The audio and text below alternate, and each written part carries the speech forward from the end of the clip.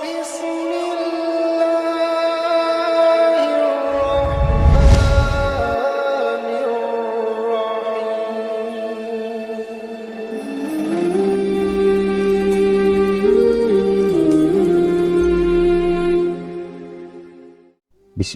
الرحمن الرحيم. Bismillahirrahmanirrahim. Assalamualaikum warahmatullahi wabarakatuh. Syukur alhamdulillah kita masih bisa berjumpa lagi di channel yang kita banggakan ini, dan mudah-mudahan bisa memberikan manfaat bagi kita semua. Allahumma sholli ala sayyidina Muhammad wa ala ali sayyidina Muhammad. Tidak lupa sholawat dan salam selalu dan tetap tercurahkan kepada junjungan kita Nabi besar Muhammad Sallallahu Alaihi Wasallam. Harapan dan doa saya, semoga saudaraku semua selalu diberikan kesehatan, dilimpahkan rezekinya, diampuni dosa-dosanya, dan dipanjangkan umurnya oleh Allah Subhanahu wa Ta'ala. Amin ya Rabbal Alamin. Sahabat yang dirahmati oleh Allah, pada pertemuan kali ini saya akan membahas 6 perkara yang dapat menghapus pahala amal ibadah kita. Allah Subhanahu wa Ta'ala telah memerintahkan agar sebagai umat muslim senantiasa untuk berbuat kebaikan. Setiap mukmin tentu berharap agar amal ibadah yang selama ini ditunaikan dapat diterima oleh Allah Subhanahu wa Ta'ala dan mendapatkan pahala darinya. Adapun syarat diterimanya amal ibadah yaitu ketika ibadah yang dilakukan dibarengi dengan niat ikhlas serta mengikuti tuntunan dari Rasulullah Shallallahu Alaihi Wasallam. Namun terkadang amalan yang kita lakukan justru tidak diridhoi di sisi Allah Subhanahu wa Ta'ala. Berikut ini adalah beberapa perkara yang dapat mengurangi bahkan menghapus pahala amal kita yang terkadang kita lakukan tanpa disadari, yaitu sebagai berikut. Yang bisa mengurangi bahkan menghapus pahala yang nomor 1, yaitu menzalimi dan menyakiti kaum muslimin. Rasulullah Shallallahu Alaihi Wasallam bertanya kepada para sahabat, apakah kalian tahu siapa orang yang bangkrut itu? Kemudian para sahabat menjawab, orang yang bangkrut itu adalah yang tidak mempunyai dirham maupun harta benda.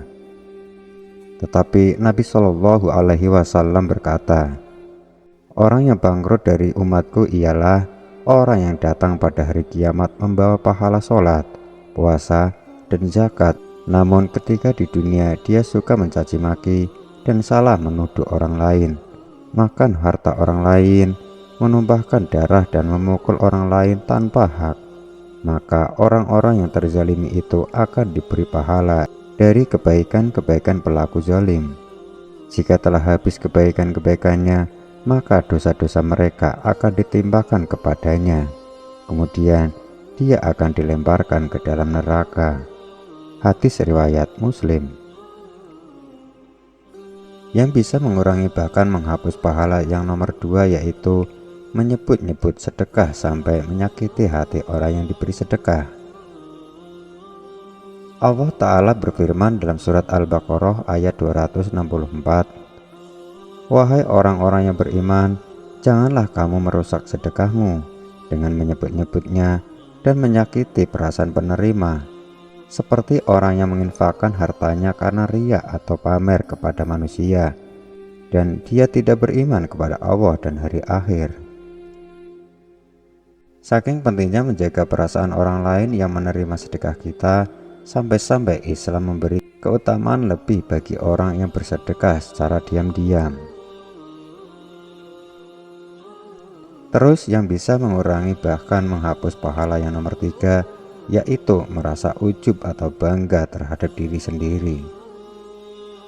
Syekh Muhammad bin Shalih Al-Utsaimin rahimahullah mengatakan, ujub itu bisa membatalkan atau menghapus pahala amalan seorang hamba. Sebagai contoh, jika kita dimudahkan Allah untuk sholat tahajud, maka jangan langsung memandang remeh orang yang kesulitan bangun malam. Jika kita dimudahkan oleh Allah untuk bersedekah, jangan langsung memandang remeh orang yang jarang terlihat bersedekah.